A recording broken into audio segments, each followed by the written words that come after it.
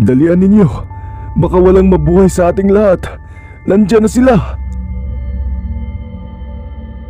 Hingal na sila sa katatakbo para takasan ang mga humahabol sa kanilang mga hindi pangkaraniwang mga tao. Aksidente kasing napadpad sila sa islang iyon dahil sa pagsama ng panahon.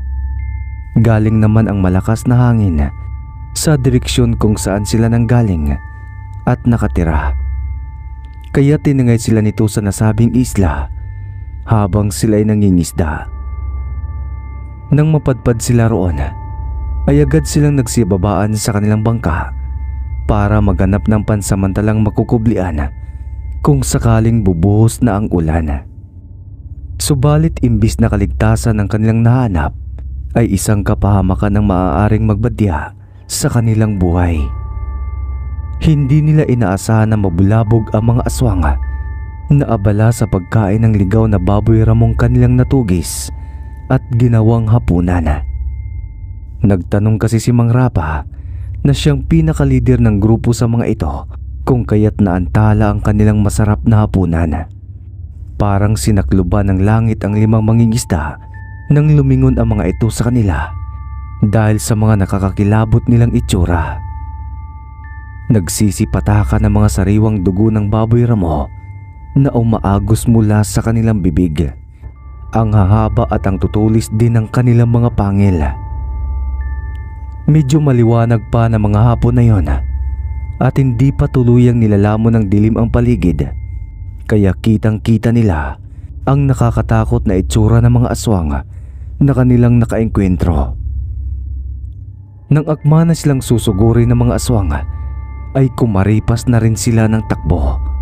Halos mapaiyak na lamang sa takot ang ibang mangingisda nang marinig nila ang hiyawan na may halong paghingi ng tulong ng kanilang mga kasamahang naabutan at nilalapa na ng mga aswang. Nanginginig naman ang lalaking may edad na 49 na nagngangalang Janong habang inililibot niya ang kanyang paningin sa paligid. Anong klaseng islang napasok natin? Impyerno na yata ito eh. Wala na tayong pag-asang makaligtas pa. Katapusan na natin.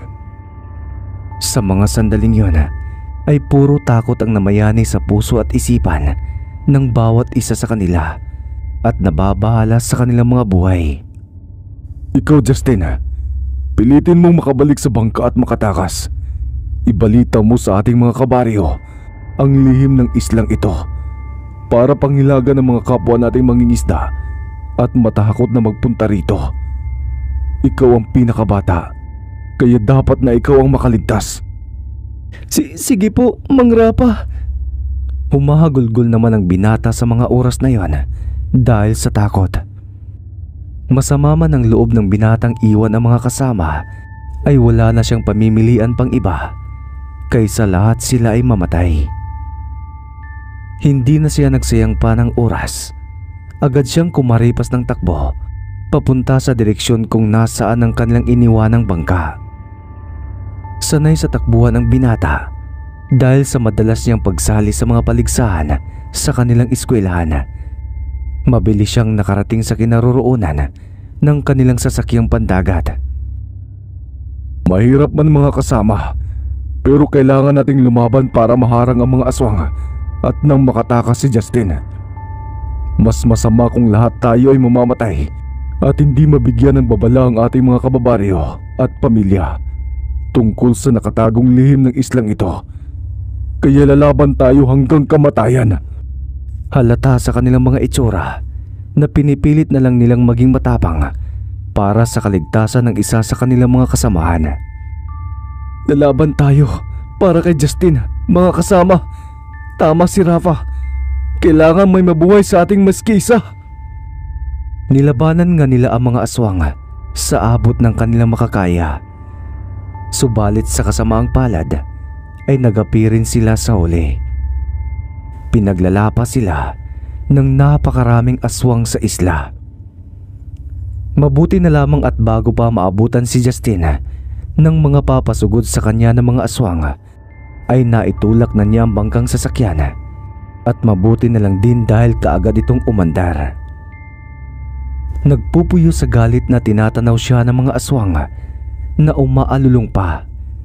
Pero wala na silang magagawa dahil nakakalayo na ang binata sa isla sakay ng bangkang dimotor. Maski ayaw nang isipin ni Justin, ay alam na niya ang sinapit ng kanyang 4 na kasamahang mangingisda sa mga sandaling iyon. Dahil sa mga naririnig niyang sigaw ng kanyang mga kasama. Patawad mga kasama, wala akong magagawa para tulungan kayo. Wala akong lakas ng loob para lumaban. Humagulgol na lamang siya sa pag-iyak habang binabagtas ang direksyon pabalik sa kanilang lugar para maibalita na niya ang malagim na sinapit ng kanyang mga kasamahang mangingisda at mabigyan na rin niya ng babala ang iba pang mga mangingisda ng kanilang baryo patungkol sa lihim ng isla na aksidente nilang napuntahan na pinamumugaran pala ng mga aswang. Nang makarating si Justin sa kanilang baryo, ay agad niyang ikinuwento ang mga nakakatakot na pangyayari at isiniwalat niya ang natuklasan nilang lagim sa islang nasa kanlurang bahagi ng karagatan. Wala kaming magawa kung hindi ang tumakbo ng tumakbo hanggang sa naisipan na lamang ni Mang Rapa na isa sa amin ang dapat na makaligtas para may makapagsabi sa inyo ang lihim ng islang iyon. Dapat daw nabalaan lahat ng mangingisda na iwasan na magpunta doon dahil tiyak na kamatayan lamang ang sasapitin na magtatangka. Hindi mapigilan ni Justin ang pagbuhos ng kanyang luha habang nagkukwento, lalo na kapag naalala niya ang mga sigaw ng kanyang mga kasama na nahihirapan. Sobrang pagdadalamhati at bigat ng kalooban ng mga pamilya ng 4 na mangingisdang nilapa ng mga aswang. Kasama na roon ang asawa ni Mang Rapa na si Aling Isay at ang anak nilang 7 taong gulang na lalaki na nagngangalang Carlon. Sa murang edad pa lamang ni Carlon ay naiintindihan na niya ang lahat ng mga nangyayari. Matured na kasi itong mag-isip dahil sa likas nitong pagiging matalino sa lahat ng bagay.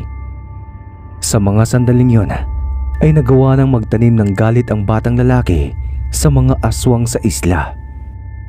Ipinangako niya sa kanyang isipan na hindi siya titigil hanggat hindi niya na ipaghihiganti ang pinakamamahal niyang ama at hindi nauubos ang mga aswang na masasama. Ipinapangako ko, Itay, paglaki ko ay bibigyan ko ng katarungan ang inyong pagkamatay. Uubusin ko ang lahi ng mga aswang na naging dahilan ng maaga ninyong pagpanaw. Gugugulin ko ang mga araw sa pag-iinsayo at nang mapaghandaan ko ang araw na makakarap ko ang mga kampo ng kadiliman. Sabi niya sa kanyang isipan habang nakatanaw sa dako kung nasaan ang direksyon ng nasabing isla na matalim ang pagkakatitig habang nakakuyom ang mga palad. Naputo lamang ang pag-iisip ng bata nang akayan siya ng kanyang ina para umuwi na sa kanilang bahay dahil medyo malalim na rin ang gabi. Pagsapit ng umaga ay nagising si Carlon na may naramdamang nakataling itim na tela sa kanyang ulo. Kinaugalian na kasi ng mga taga-baryo na kapag may namamatay sa kanilang pamilya ay kailangan magtali ng itim na tila sa ulo, tanda ng pagluluksa. Nang makita niya ang kanyang ina na nakaupo sa kanilang kusina na nakadamit na ito ng purong itim na blusa at tulala lamang na nakaupo, marahan niyang nilapitan ng ina para kausapin. Subalit dahil sa kanyang mga yabag ay nagising ang diwa ng kanyang ina. Otomatikong parang robot kung kumilos ang ginang na binalingan siya ng tingin. Inay, ayos lang po ba kayo? Hindi agad siya nakasagot sa tanong ng kanyang anak. Ilang segundo muna niyang tinitigan ang anak nila ni Rafa, saka siya tuluyang napahagulgol. Carlon, anak, ang sakit ng pagkawala ng iyong ama. Hindi man lamang natin siya nagawang bigyan ng magandang libing. Hindi man lamang natin siya maipurol ng maayos at makita hanggang sa huling sandali niya dito sa mundo. Gusto kong yakapin ang itay mo, pero hindi ko magawa. Rafa, asawa ko, miss na kita. Puno ng pagdadalamhati ang ginang ng mga sandaling yon. Nakaramdam naman ng awa si Carlon sa kanyang ina, kaya nilapitan niya. Tahan na ho, inay. Tiyak na ayaw ni tatay na umiiyak kayo ng ganyan. Hindi alam ni Carlon na habang pinapayuhan niya ang sarili niyang ina, ay kusa ring pumapatak ang kanyang mga luha. Matuling lumipas ang panahon. Kasabay ng unti-unting paglaki ni Carlon, ay siya namang pagiging bihasa niya sa galawang pakikipaglaban dahil sa araw-araw na pag-iinsayo. Pagtungtong niya sa edad na 22 anyos, ay nagplano na siyang gawin ang napakatagal na panahon na niyang pinaplano at pinagandaang mabuti, ang makapagiganti sa mga aswang sa isla. Pero bago niya iyon gawin, ay kailangan muna niyang puntahan at kausapin ang nabubukod tanging tao na makakatulong sa kanya sa gagawin niyang misyon. At ang taong iyon ay walang iba kung hindi ang kaisa-isang taong nakaligtas sa tiyak na kamatayan na si Justin. Nasa kasalukuyan ay nasa edad ng 33. Pero kung pagmamasdan si Justin, ay tila nasa edad na 60 mahigit na ito dahil sa sobra niyang kapayatan. Dagdagan pa ng kanyang mga matang nagsisiitiman ng paligid, at ang mas lalo pang nagpapatanda sa lalaki ay ang mahahaba niyang balbas, buhok at bigote na wala sa ayos. Hindi na rin niya nagawang makapag-asawa pa dahil sa mga nangyari na labis niyang dinidibdib magpasa hanggang sa mga sandaling yon. Saka na lamang siya siguro makakaahon sa konsensyang kanyang nararamdaman kapag dumating na ang kanyang huling sandali ng kanyang buhay. Mang Justin, kumusta na po kayo? Bakit ganyan po ang ayos ninyo? Pinabayaan mo na po ang sarili niyo. Simula nang mangyari ang insidenteng iyon sa isla, ay hindi na ako pinapatulog ng aking konsensya, Carlon. Gabi-gabi kong naaalala at nakikita sa aking panaginip ang iyong ama at ng iba pa naming mga kasamang mangingisda. Kaya po pala grabe nang ipinayat ninyo at para na kayong ermitanyong pulubi sa itsura nyo. Kumain na po ba kayo? Wala akong gana. Ano pa lang sadya mo sa akin? May paglilingkod ba ako? O kaya naman ay may tutulong? Bumuntong hininga muna ang binata para makakuha ng sapat na lakas ng loob para sabihin ang kanyang kailangan. Ano po kasi, Mang Justin? Maaari niyo po ba akong samahan sa isla kung saan nagpupugad ang mga aswang? Matagal ko na po kasing pinaplano magpunta roon para maghiganti. Gusto ko silang ubusin lahat. Ikinalulungkot ko iyo, pero hindi kita matutulungan sa bagay na yan. Kung may lakas lamang sana ako ng loob na kagaya mo, ay matagal na akong bumalik sa islang iyon. Gusto ko rin sanang mabigyan sila ng hustisya. Subalit duwag ako, Carlon, at walang kakayahang lumaban. Nadismaya naman ang binata sa mga narinig, at mas lalo pa siyang nadismaya nang tumayo ang lalaki na kinakapa ang dingding at tila nangangapa sa dilim, kaya nangangahulugan lamang iyon na bulag na ang lalaki. Hindi na po ba kayo nakakakita? Napapadalas na ito, Carlon. Nakakakita pa naman ako, pero dumadalas na lumalabo at dumidilim ang paningin ko. Kagaya ngayon, pakikiramdam at pang-aamoy ko na lamang ang kinakapitan ko kapag dumidilim ang paningin ko. Dulot na rin siguro ito ng kakulangan ko sa tulog. Pasensya na po, hindi ko kasi alam. Sige po, mauuna na po ako para makapagpahinga na kayo. Akma na sanang aalis si Carlon sa maliit na kubo ng lalaki. Subalit pinigilan siya nito. Sandali lang, iyo. May gusto sana kong ibigay sa iyo na sana magamit mo sa binabalak mong paghihiganti. Kunin mo ang kahong ito. May isang sulat dyan kung papaano mo ito gagamitin ng tama. Hindi ko yan ni minsan nagamit dahil sa mahina ang loob ko at walang katapangan na umiiral sa puso ko. Kaya hindi ko na nagawang basahin pa ang nakasaad dyan sa papel. Itinago ko na lamang at hinintay ang pagkakataong may isang katulad mo ang aking pagbibigyan. Ano po ba ito? Itinaas ni Carlo ng isang lumang kwintas. Natali lamang ng sapatos ang laylayan at may pendant na tila isang medalyon. Pag-aari ng aming angka ng medalyong iyan na nagpasalin-salin sa amin. Isa iyang mutya ng pangil ng dambuhalang pating na nakuha ng aming kanununuan sa isang malaking isda na nagpalutang-lutang sa karagatan na wala ng buhay. At ipinalilok naman niya ito bilang isang medalyon na may simbolo ng pangil. Ayon sa aking ama, ang sinauna naming mga lolo ay naging mga manunugis ng mga kampo ng kadiliman. Kapag daw gamit mo ang medalyong iyan, ay magiging 10 doble ang iyong lakas. Magiging magaling ka rin sa paglangoy at makakahinga ka raw sa ilalim ng tubig o kaya naman karagatan. Wow, astig naman ito. Paano naman po ito mapapagana?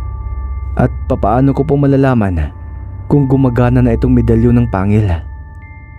Nakasulat sa papel na nandyan sa kahon ang mga kinakailangan mong gawin, Carlon, para muling magising ang natutulog na kapangyarihan ng medalyong yan. At malalaman mo lamang na buhay na ulit ito kapag hindi natali ng sapatos ang nilayan, kung hindi isa ng purong ginto. Napatango na lamang si Carlon kay Mang Justin, saka nagpaalam. Hindi may paliwanag ang kaligayahang nadarama sa mga sandaling iyon ng binata. Tahimik pa siyang gumawa ng panalangin habang naglalakad, na sana hindi siya mabigong gisingin ang natutulog na kapangyarihan ng medalyong kanyang hawak. Napangiti naman si Justin, saka nagdasal din ng mahina na sana'y gabayan ng medalyong kwintas ang binata sa labang kanyang susuungin. Diyos ko, kayo na po ang bahala sa binata. Alam kong hindi mo siya pababayaan sa kanyang laban dahil nasa panig siya ng kabutihan. Pagka-uwi ni Carlo ng kanilang bahay, ay dumiretso na kaagad siya sa kanyang kwarto. Agad niyang inilapag ang kahong bigay sa kanya ni Mang Justin, saka muling inilabas ang medalyon. Hinanap din niya mula sa loob ang sinasabi ng lalaki na isang sulat, at agad naman niya iyong nakita. Nakatupi iyon sa 4 na kaagad niyang binuklat. Tumambad sa kanya ang sulat kamay ng isa sa pinakaunang tagapangalaga ng medalyon, na ayon sa unang bahagi ng sulat ay nagngangalang Tata Timyong.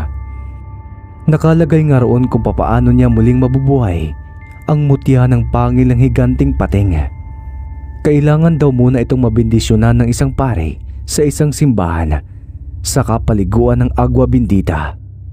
Pero ang pinakaimportante sa lahat ay 3 beses sa isang araw daw ito pakainin ng dasal, pagkatapos ay ilagay muna ito sa isang Biblia. Ayon din sa sulat, ay 3 araw na magkakasunod niya itong gagawin bago ang kabilugan ng buwan. Napangisi naman si Carlon dahil kapag matagumpay niyang magising ang medalyon, ay saktong sa kabilugan ng buwan niya isasagawa ang kanyang planong paghihiganti laban sa mga aswang sa isla. Agad na pinuntahan ng binata ang pinagsabitan ng kanilang kalendaryo para alamin kung kailan ang unang 3 araw bago maging bilog ang buwan. Napapangiti naman siya dahil pagkatapos ng kabilugan ng buwan ay pitsa na pala ng kanyang araw ng kapanganakan. Kaya kapag nagtagumpay siya sa pagpuksa sa mga aswang sa isla, ay sapat na ang regalong iyon para sa kanyang kaarawan. Alam naman ni Aling Isay ang binabalak ng kanyang anak.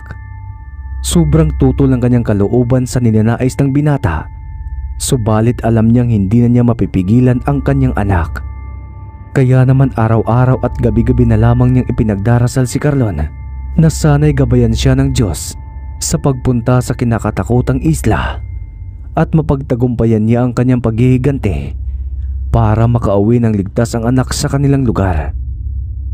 Lumipas pa ang mga araw hanggang sa tuluyan ang dumating ang una sa 3 araw bago sumapit ang pagbilog ng buwan.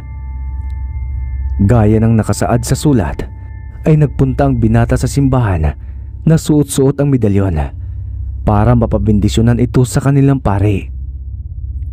Nagtaka man hindi na nagtanong pa ang paring si Padre Baste at winisika na lamang ang nasabing bagay na may kasamang dasal na nasa palad na ni Carlon. Pagkatapos noon ay magalang nang nagpaalam ang binata na kukuha siya ng bintitadong tubig na nasa harap ng simbahan. Doon kasi inilalagay ang banal na tubig para ang lahat ng pumasok ay isinasawsaw ang hintuturo bago mag-sign of the cross. Pumayag na lamang si Padre Baste nang walang halong pag-uusisa at mas inuuna na lamang niya ang mga nakapilang tao na sa kanya ay makapagkumpisal. Nang makakuha si Carlo ng sapat ng agwa bendita para sa 3 araw, ay bumalik ulit siya sa loob ng simbahan. Habang hawak-hawak niya ang medalyon, ay lumuhod siya sa harap ng altar habang nakaunat na magkadikit ang kanyang mga palad sa kataimtim na nagdasal. Gaya ng nakasulat sa papel, ay 3 beses isang araw niya iyong ginawa nang walang palya. Nang matapos ay ngumiti pa siya habang nakatingin sa imahe ni Jesucristo na nakapako sa krus bago siya tuluyang umuwi ng kanilang bahay. Pagka-uwi niya ay gaya ng huling hakbang niyang gagawin ay pumunta siya sa kanilang maliit na altar na may nakalagak na banal na libro at doon niya iyon inilagay. Sinunod niyang mabuti ang proseso kung papaano gisingin ang bertud ng medalyong iyon. Subalit pagkatapos ng 3 araw ay dismayado ang binata. Dahil mga alas 7 na ng gabing iyon ay pinuntahan niya ito pero wala pa ring pinagbago. Labis-labis ang panghihinayang siyang pumasok sa kanyang kwarto para matulog na lamang na nawalan na ng pag-asa. Ayos lang, kung hindi ko man magagamit ang kakayahan ng medalyon, ay gagamitin ko na lamang ang aking natutunan sa aking pag-iinsayo ng matagal na panahon. Kaya tuloy pa rin ang aking plano at isa sa katuparan ko na ito bukas na bukas din. Buo na talaga ang desisyon ng binata ng gabing iyon. Wala na siyang balak na umatras pa, may mutya man siyang tangan o wala. Subalit nabulabog muli ang kanyang malalim na pag-iisip nang biglang magsigawan ng kanilang mga kababaryo. Narinig niya ang isang lalaking kausap ng kanyang ina na may sinalakay na isang batang babae ng isang manananggal. Ayon sa usap-usapan ay wakwak daw ang liig at tiyan ng bata at wala ng buhay. Puro pagtangis na lamang ng mga magulang ng bata ang sunod na maririnig. Kitang-kita naman ang karamihan kasama na roon si Carlon na nakadungaw sa kanilang bintana ang pagtakas ng manananggal na lumapas sa dalagita. Naikuyom na lamang ni Carlon ng sobrang higpit ang kanyang palad habang patuloy niyang pinupukulan ng masamang tingin ang manananggal hanggang sa mawala na ito sa kanyang paningin. Bilang na ang mga sandali ninyo rito sa mundo, mga salot kayo. Ibabaon ko kayong lahat sa impyerno. Napasuntok pa ang binata sa labis na galit sa haligi ng kanilang bahay. Buong gabi rin siyang hindi nakatulog dahil sa kakaisip. Kinaumagahan ay naganda ng binata ng kanyang mga gagamitin sa pagpunta sa kinakatakotang isla na pugad ng mga aswang. Habang abala siya sa paghahanda ng kanyang mga kakailanganin, ay napailing pa siyang napasulyap sa medalyong nakasiksik sa Biblia na nasa kanilang altar. Pero kaagad din siyang napabalik ng tingin dito dahil sa hindi niya inaasahang nakita. May kung anong kakaibang liwanag ang gustong kumuwala sa nakasarang Biblia. Dahan-dahan niya iyong nilapitan at pagbuklat niya sa banal na libro ay bumungad sa kanya ang isang bagay na nagpangiti sa kanya. Ginto na ang lelayan ng medalyon na kumikilang pa sa kintab. Animoy bagong linis lamang, lalo na ang medalyon na mas gumanda ang itsura. Ito na ba ang totoong itsura ng medalyon? Haha, ang galing naman. Akala ko kagabi ay nabigo na ako. Tumatawang saad ng binata sa kanyang sarili habang dahan-dahang tinatanggal sa Biblia ang mutya. Sa kanya ito ikwinintas sa kanyang leeg. Iba yung init at lakas agad na dumaloy sa kanyang katawan pagkasuot pa lamang niya ng medalyon. Ramdam ng binata ang pagtaas ng kanyang puwersa, pati na rin ang katangian ng isang dambuhalang pating na may napakatalas na pakiramdam, matinik na pandama, matalas na pandinig at pangamoy. Sa puntong iyon ay handang-handa na talaga siya. Mas lalo patuloy siyang nanabik na makaharap ang mga aswang na pumatay sa kanyang ama at sa iba pang mga mangingisda na kanilang biniktima. Carlon, anak, huwag ka na sanang tumuloy. Natatakot ako sa magiging kapalaran mo sa islang iyon at baka magaya ka lamang sa iyong ama na hindi na nakabalik pa. Inay, matagal na panahon ko na po itong pinaghandaan. Pasensya na po pero kailangan ko na pong tapusin ang lagim sa islang yun. Hindi habang buhay na papaalipin na lamang tayo ng takot sa islang yun, inay. Tingnan nyo, nakapambiktima pa sila ng isa sa mga kabaryo natin at bata pa. Kaya nangangahulugan lamang na baka paubos na ang mga hayop sa isla at natuntunan nila ang ating baryo. Hindi na dapat mangyari uli iyon, inay. Kaya ngayong gabi ay tatapusin ko na silang lahat. Sasama kami, 10 ng aming mga kamag-anak. Kailangan naming ipaghiganti ang buhay ng anak kong si Mimay sa manananggal na yun. Napalingon ang lahat sa lalaking nagsalita na hindi bababa sa 40 ang edad. Iyon ay walang iba kung hindi ang ama ng batang babaeng biniktima ng manananggal kagabi. Kasama pa niya mga pawang kalalakihan ng kanilang angkan. Sigurado po ba kayo, Mang Milgar, sa naging desisyon ninyong pagsama sa akin sa kinakatakotang isla? Oo naman, Carlon. Sa katunayan ay dala na namin ang aming mga sandatang sibat at mga buntot pagi na tiyak na pwedeng panlaban sa mga aswang.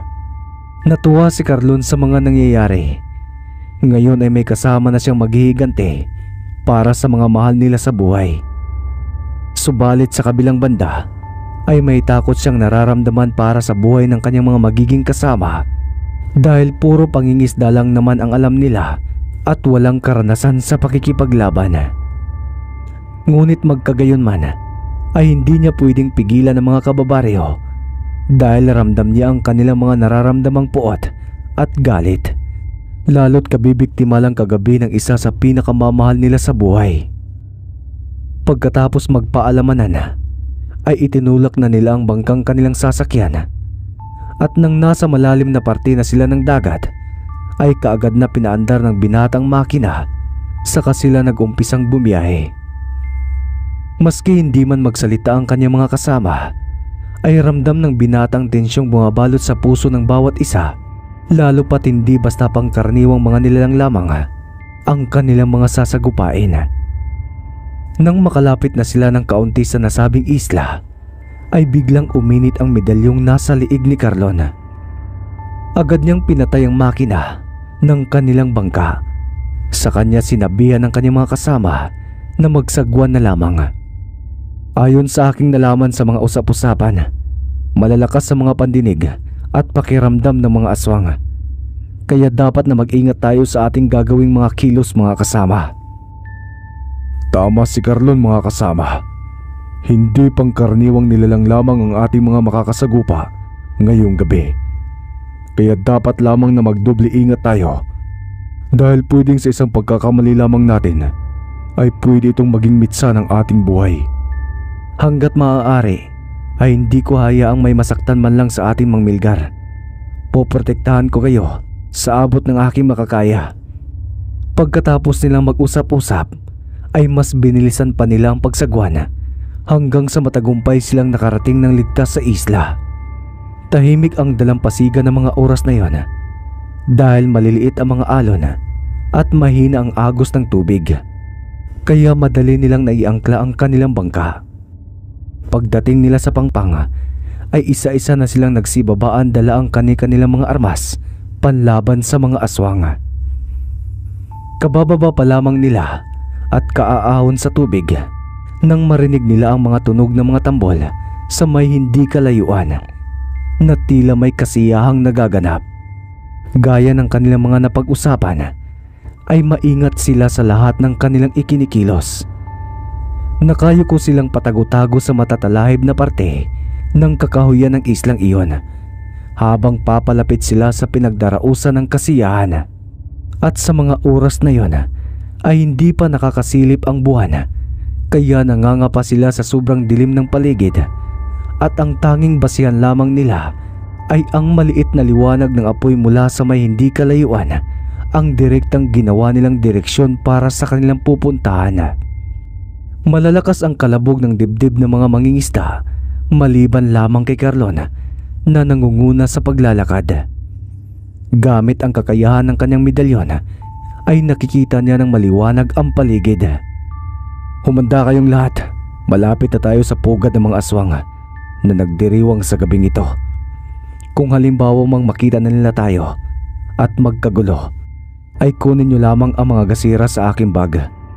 Ang mga ito ay may mga lamang gasolina na aking sadyang ginawa, at kapag sinindihan niya ito at ibinato sa mga kalaban, ay tiyak na maglilikha ng malakas na pagsabog.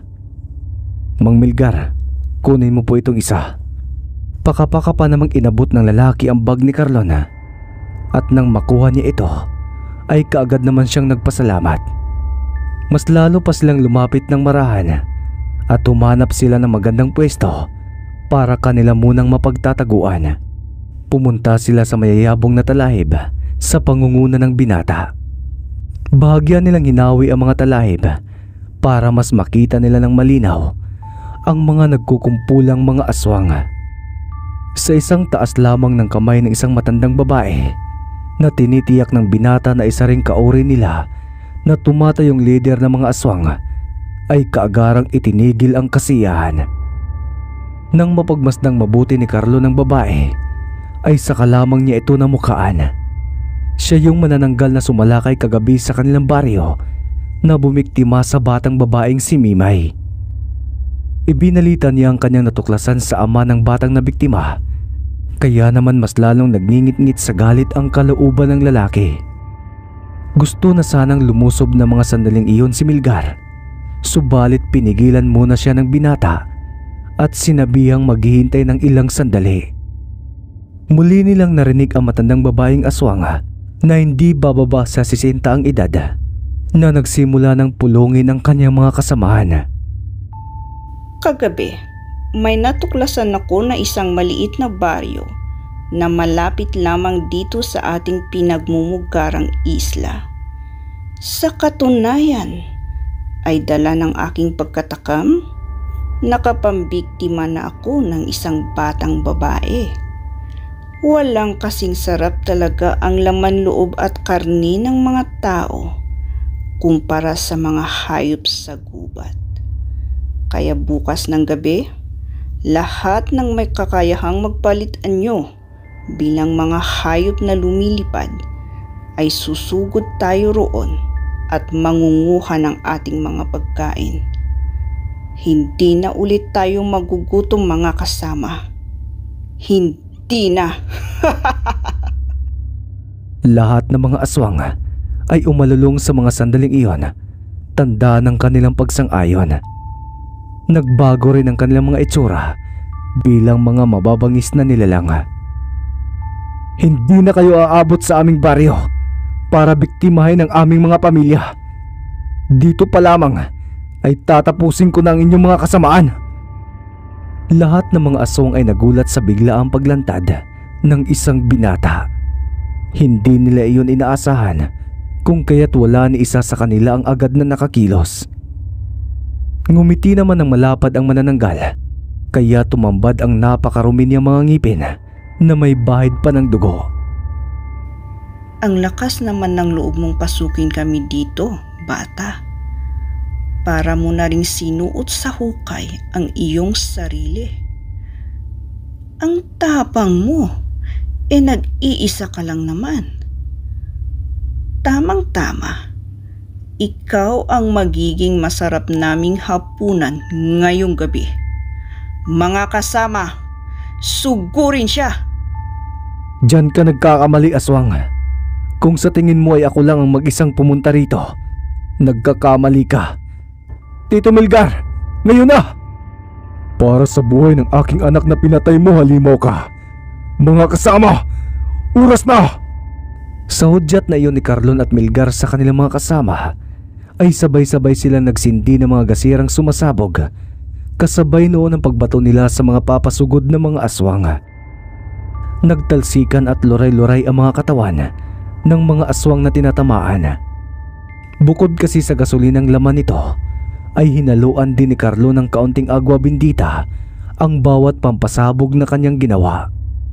Hindi naman makapaniwala ang leader ng mga aswang sa mga nasasaksiyan dahil mukhang dihado na sila sa laban. Mga kasama, umatras muna tayo. Atras! Atras! Tarantang inutusan ng matandang babaeng aswang ang kanyang mga kasama na umatras sa laban, pero hindi naman hinayaan ng binata na makatakas sila. Hindi ko hayaang may makatakas sa inyo. Lilipulin namin kayong lahat. Sa pagkakataong iyon ay ginamit na ni Carlo ng kakayahan ng kanyang medalyon. Agad na nadagdagan ang liksi niya sa pagkilos, pati na rin ang kanyang pisikal na lakas. Gamit ang hawak na buntot pagi, ay pinaghahampas niya ang mga aswang na sumusugod sa kanya. Sinamang Milgar naman ay hindi pa rin tumitigil sa ginagawang paghagis ng mga gasirang pampasabog hanggat hindi nila nauubos ang mga ito. Naiinis man ang pinuno ng mga aswang, ay wala naman din siyang ibang pamimilian kung hindi ang itago ang kanyang katawan sa ligtas na lugar para makatakas. Nakita naman siya ni Carlon, kaya nang maubos niya ang lahat ng humaharang sa kanyang daraanan, ay mabilis niya itong sinundan. Medyo natagalan siyang mahanap ang matandang babae, at nang matagpuan naman niya, ay kalahating katawan na lamang nito ang kanyang natagpuan. Hindi mo na rin ito mapapakinabangan pagbalik mo, dahil lulusawin ko ang kalahati ng katawan mo. Agad na kinuha ni Carlon mula sa kanyang bag ang isang supot ng asin. Ibinubudbud niya iyon sa kalahating katawan ng manananggal, pagkatapos pinatakan pa ng daladala niyang agwa bendita. Unti-unti namang naluluto ang mga laman loob ng manananggal hanggang sa tuluyan na nga itong malusaw. Hindi naman maintindihan ng binata ang biglaan niyang naramdaman nang kutuban siya ng masama para sa kaligtasan ng kanilang mga kababaryo. Mabilis siyang kumaripas ng takbo para bumalik sa kinaroroonan ni Milgar at ng iba pa nilang mga kasamahan. Mang Milgar, kayo na po munang bahala dito. Bigla akong kinutuban ng masama para sa kaligtasan ng ating mga kababaryo, kaya pupuntahan ko sila. Kayo na lamang po ang gumamit ng bangka at ako'y lalangoy na lamang. Ano? Lalangoy ka? Abay, nagpapakamatay ka ba, Carlon? Napakalayo ng baryo natin mula rito. At isa pa, sakaling makarating ka man doon ng ligtas, ay baka wala ka na ring maabutan. Hindi po, Mang Milgar. May tiwala po ako rito. Sige po, aalis na po ako. Pagkatapos niyang ipakita ang medalyong kanyang hawak, ay kaagad na siyang kumilos. Sige, susunod na lamang kami. Uubusin muna namin ang lahat ng natitira pang mga aswang. Pahabol na sabi ni Mang Milgar, pero hindi na siya nilingon pa ng binata, kaya naman nagpatuloy na lamang sila sa pakikipaglaban. Nang makarating ng dalampasigan ng binata, ay pansamantala muna siyang tumigil sa kamuling hinawakan ang tangan niyang medalyon. Ikaw nang bahala sa akin, kaibigan. Ipinagkakatiwala ko na sa iyong muli ang aking kaligtasan at buhay. Pagkasabi niyo ng binata, ay walang pagdadalawang isip na sumisid siya sa dagat. Nang makumpirma niyang nakakahinga nga siya sa ilalim ng dagat, ay mas lalo siyang natuwa. Hindi na rin ordinaryo ang bilis niya sa paglalangoy. Lumabas na rin ang buwan sa mga sandaling yon na siyang nagbigay ng liwanag sa paligid, kung kaya't kitang-kita niyang kagandahan sa ilalim ng karagatan.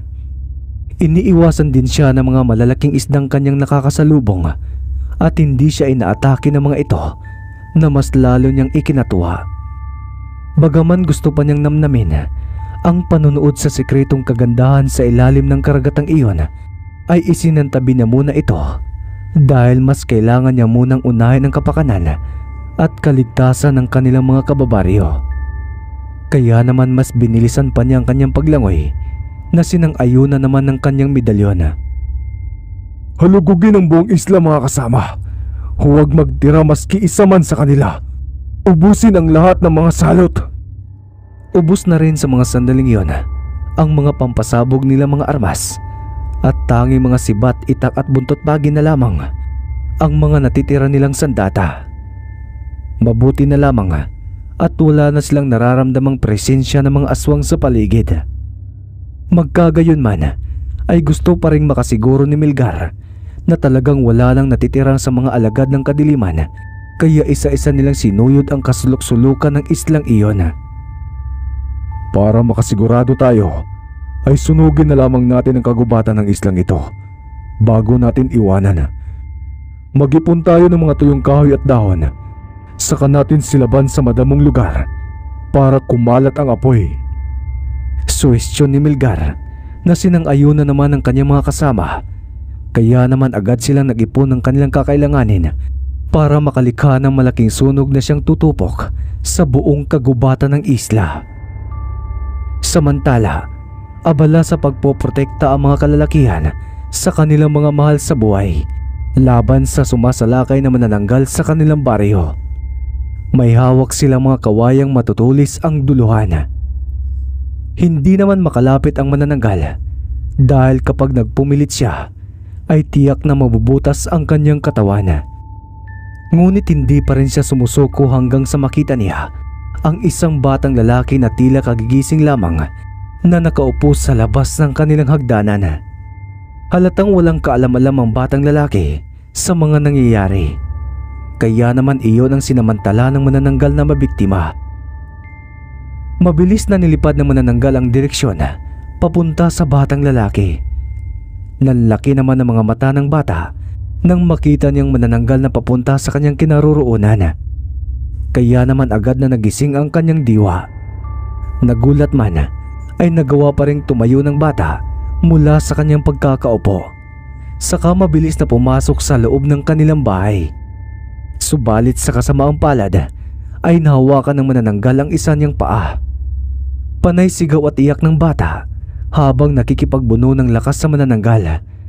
Subalit dala na rin ng labis na takot ay hindi napigilan ng bata ang mapautot, dahilan para mabitawan siya ng manananggal at nagmamadaling tinakpan ang ilong nito dahil sa sobrang bahaw ng utot. Justin, bata ka? Napakasalaula mo!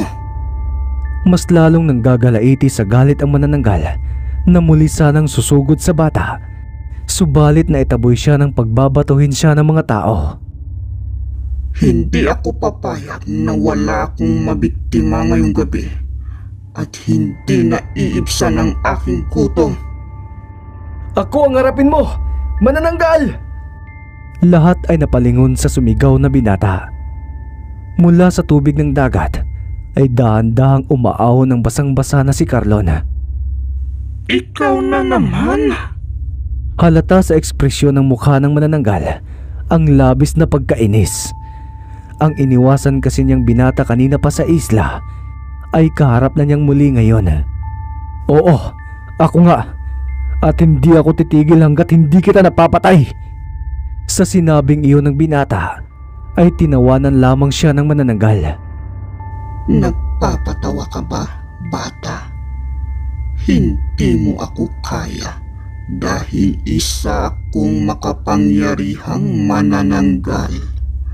Kaya tiyak na ikaw ang mamamatay sa ating dalawa. Talaga ba? Baka naman matulad ka lang sa iyong mga kasamahang aswang at sa kalahati ng katawan mong nilagyan ko ng pampalasa. Sa sinabing iyon ng binata ay hindi kaagad nakapagsalita ang manananggal.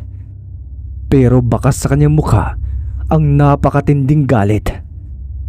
Lapastangan ka. Naghirap ka ping nagpakarami at nagtago sa islang iyon ng mahabang panahon. Pero sa isang gabi ay inubos mo ng ganon kadali ang aking mga kalahi. Magbabayad ka sa iyong ginawa. Dahil sa sobrang galit ng manananggal ay hindi na ito nakapagpigil pa. Mabilis nitong inatake si Carlon. Nginingitian lamang siya ng binata, kaya naman mas lalo pa siyang nainsulto.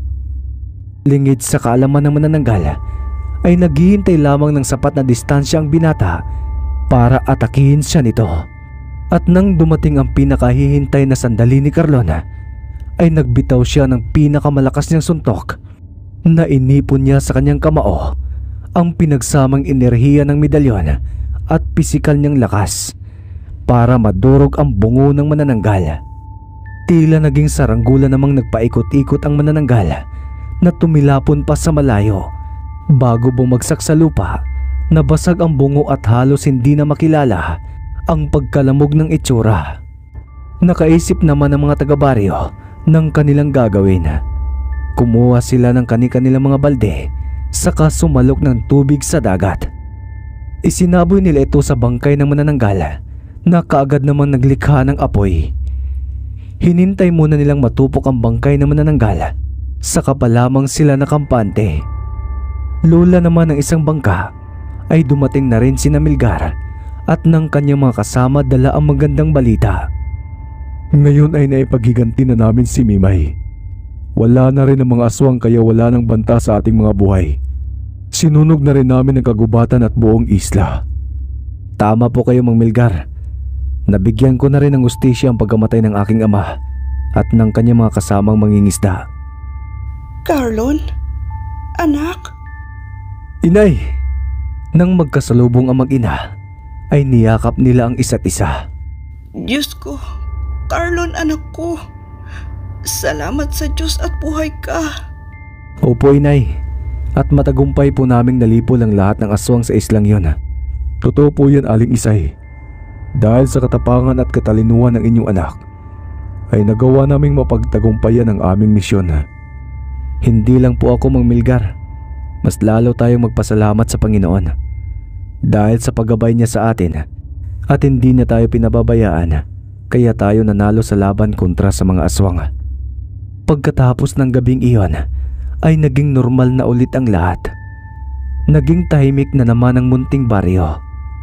Napanatag na ang kalooban ng mga mangingisda maski magawi pa sila sa kanlurang bahagi ng karagatan kung saan naroon ang kinakatakutang isla. Pinuntahan naman ni Carlon si Mang Justin para formal na pasalamatan. Kung hindi dahil sa medalyon na ipinamana nito sa kanya, ay baka hindi nila nagawang magtagumpay sa ginawa nilang misyon. Pagdating niya sa munting kubo ng lalaki, ay kumatok muna sa pintuan kasabay noon ang pagtawag niya sa pangalang Justin. Subalit lumipas na ang ilang minuto ay wala pa rin siyang tugon na natatanggap. Kaya naman bahagya niyang itinulak ang pintuan at doon niya nakumpirmang hindi ito nakalak. Marahan siyang naglakad papasok sa kubo hanggang sa matagpuan niya ang lalaki na nakandusay sa lupa na dilat pa ang mga mata at wala ng buhay. Balak pa sana niyang yugyugin ang lalaki, subalit hindi na niya itinuloy pa dahil paghawak pa lamang niya sa braso ng lalaki ay nakasisiguro siyang ilang oras nang nawala ng buhay ang lalaki dahil malamig na ang katawan nito.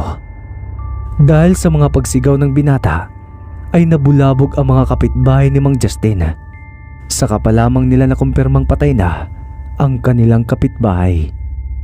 Nagpasya na lamang silang pagtulong-tulungan ng mga gastusin para sa burol at pagpapalibing sa lalaki. Iyon ang kagandahan sa ugali ng mga mamamayan ng baryong iyon dahil marunong silang makipagkapwa-tao at magtulungan. Napansin naman ni Carlo ng isang sulat na nasa ibabaw ng maliit na lamesa. Agad niya iyong pinuntahan at binasa. Ayon sa sulat, ay nakahinga na ng maluwag si Justin nang mabigyan ng hustisya ang pagkamatay ng kanyang mga kasamang mangingisda.